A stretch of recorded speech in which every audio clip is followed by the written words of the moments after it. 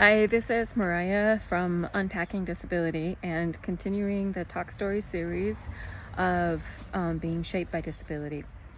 And it's basically talking about the ways that disability has impacted me.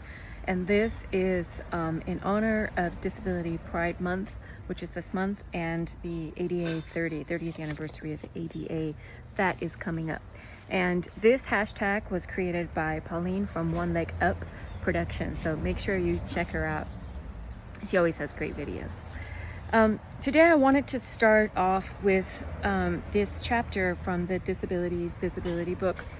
And the first segment is called Unspeakable Conversations, and it's by Harriet McBride Johnson. And this is so cool because when I started work in Berkeley, what I've been talking about is this slow evolution of learning about disability, learning my place and my where I fit into that, and talking about the process of ableism. Sorry, there's a lot of mosquitoes right here, so I'm blue. Anyway, learning about ableism, learning to unlearn ableism, my own internalized ableism. And I started this rigorous course of learning when I started my job at UC Berkeley. And that means that I had a lot of books that I had to read. I had to go to the workshops that were happening on campus to try to learn more about disability studies, disability history, the oral history project that still is going on in Berkeley, the disability rights movement, I mean, all of it.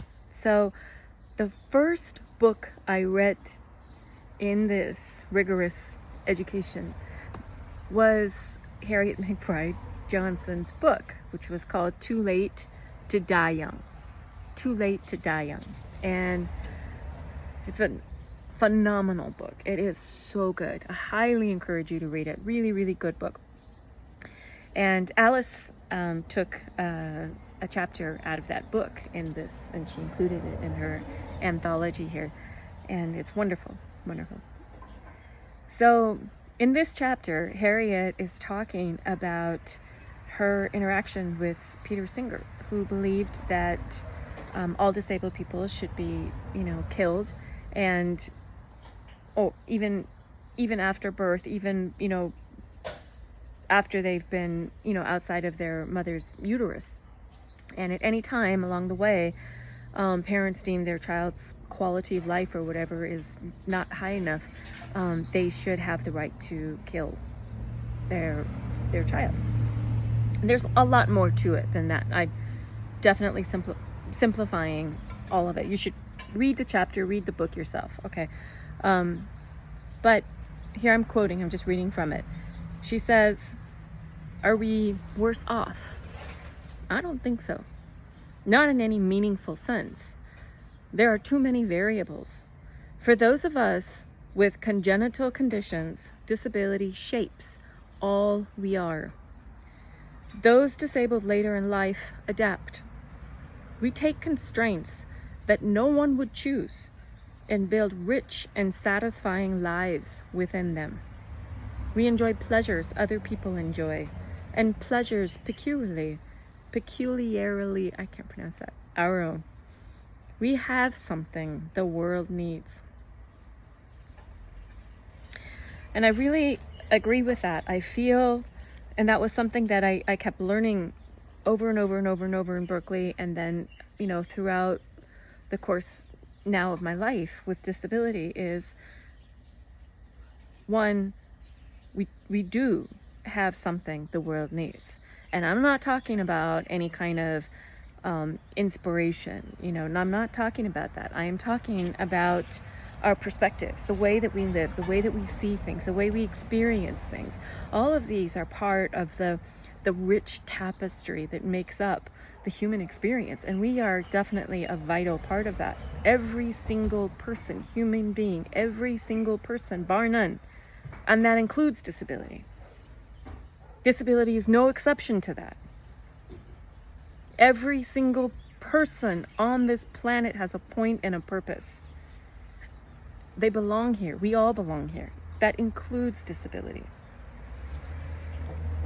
So I just wanted to say that, because that is something very profound that I have learned and really shapes the way that I live and shapes who I am.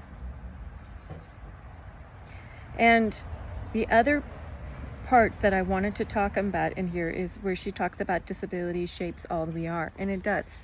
It does, because it is, again, that platform upon which we live our lives. So there's no way that it can't shape us. We live from it. It's a lived experience. I think I'm going to stop there. So if you have any questions or comments, please tap at me. I was also going to say, if you can hashtag your own disability experience, being shaped by disability, that would be super awesome. And I want you, please note my shirt. I just got this really super awesome shirt from Autistic Hoya, and I have it printed on another